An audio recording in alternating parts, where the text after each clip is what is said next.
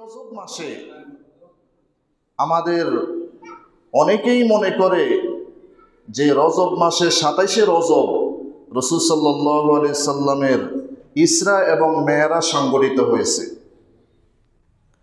অনেকে মনে করে, কেন বললাম, তার কারণ ইসরা মেরাজ এটা কোন তারিখে সংঘটিত হয়েছে এটা নিশ্চিতভাবে আজ পর্যন্ত কেউ বলতে পারে নাই।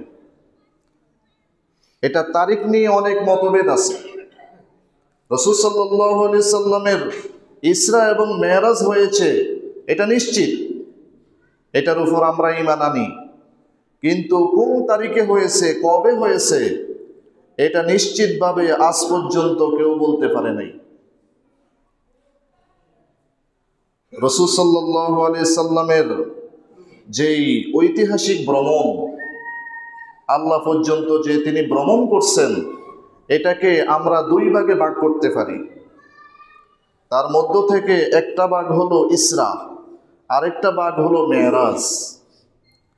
ইসরা বলা হয় বাইতুল্লাহ থেকে, মসজিদে হারাম থেকে মসজিদে আকসা পর্যন্ত, বাইতুল মুকদ্দাস পর্যন্ত যেই সফর, এই সফরকে বলা হয় ইসরা। এই সফরকে কি বলে? ইসরা।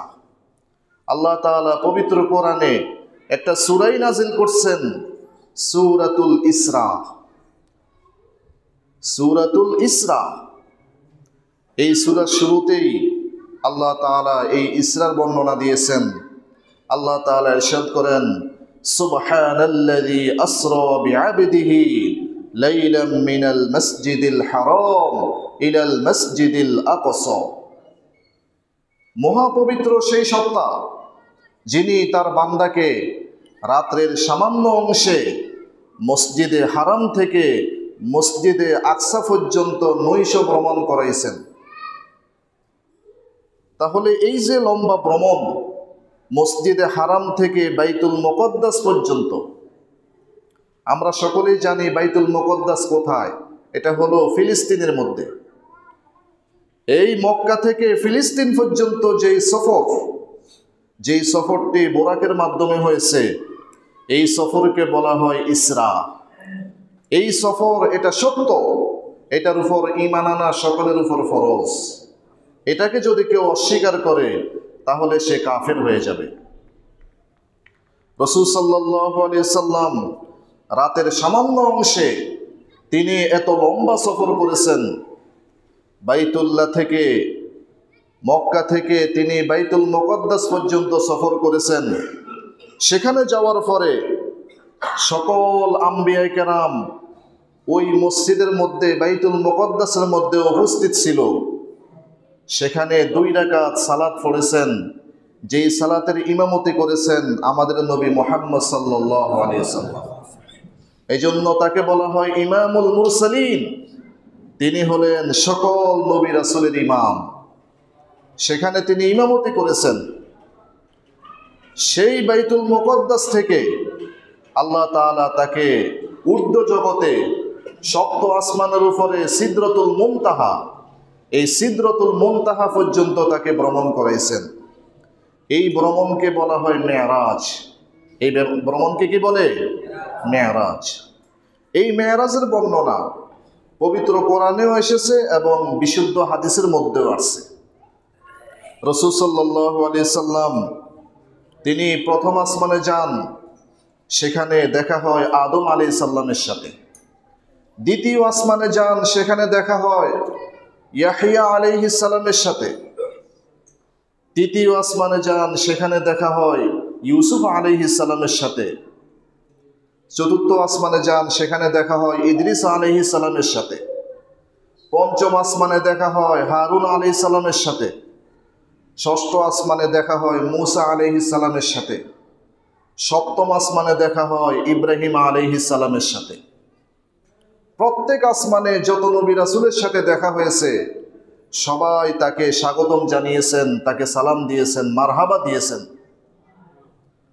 সপ্তম আসমানের পরে তিনি চলে যান সিদরাতুল মুনতাহা। সেখানে তাকে জান্নাত ভ্রমণ করানো হয়, জাহান্নাম ভ্রমণ করানো হয়। তিনি সেখানে জান্নাতের বিভিন্ন দৃশ্য দেখেছেন, জাহান্নামের বিভিন্ন চিত্র, ভয়াবহ চিত্র দেখেছেন। সেখানে তিনি জিবরাইল আলাইহিস সালামকে স্ব-আকৃতিতে দেখেছেন, একেবারে নিজের আকৃতিতে। আল্লাহ রাসূল সাল্লাল্লাহু আলাইহি সাল্লাম জিবরাইল আমিনকে তার নিজস্ব আকৃতিতে জীবনে দুইবার দেখছেন।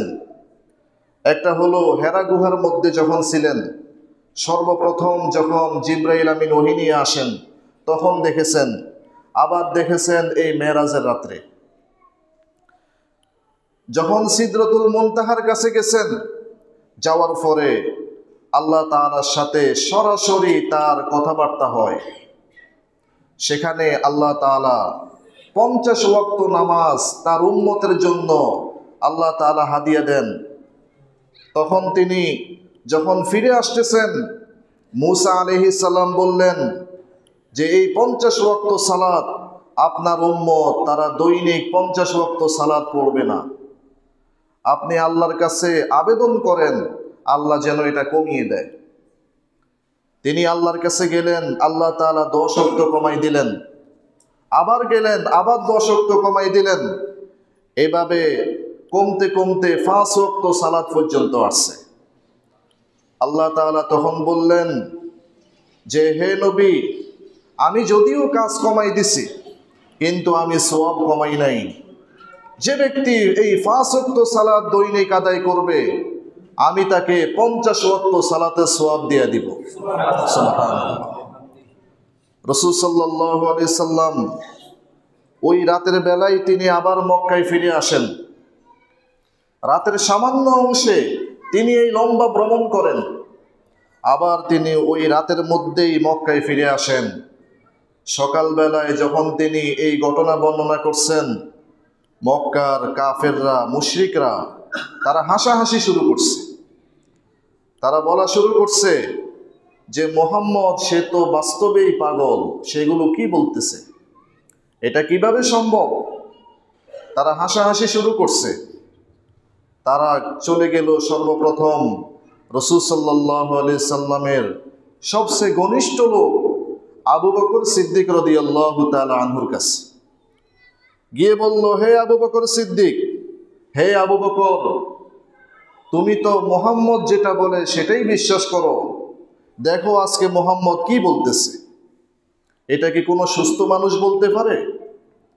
আবু বকর রাদিয়াল্লাহু তাআলা আনহু বললেন যে তোমরা সেটা বলো, এটা মুহাম্মদ বলছে কিনা? তারা বলল, হ্যাঁ মুহাম্মদ বলছে।